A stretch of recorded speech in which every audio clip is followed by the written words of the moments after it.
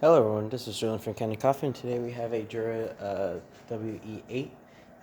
This machine had came in because once they're using the machine, use it quite a lot, and then at some point the machine just stopped brewing coffee, and it also made uh, the grounds wet or not wet, and so it would just grind. It would dump it after attempting, and so we went in there and it was quite clogged. It was took quite a while to actually clean this machine.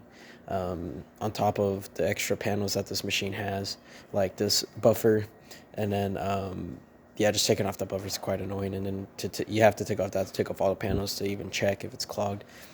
And so when we got in there, took the brew unit out, fully soaked it for quite a while, did a few soaks, and then dismantled the entire brew unit and redid the entirety of all the gaskets on there. That's what we usually do in a tune-up, so we did a complete tune-up on this machine, cleaned all the walls of the inside, and cleaned whatever I can.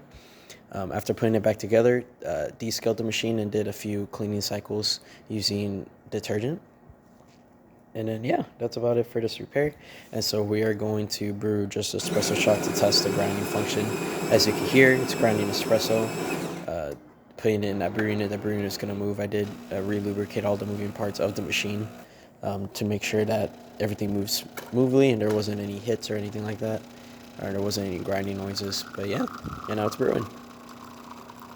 After this video, I am going to do one more cleaning cycle just to clean out the coffee I made here. So when you do receive it, you might want to just rinse it out a few times or brew a few shots before you start drinking out of it.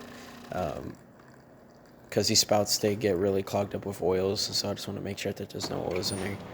Yeah, besides that, that's the end of this video. If you like this video or any of our other repairs on our channel, leave a like, subscribe, and hit the bell. Thanks for watching.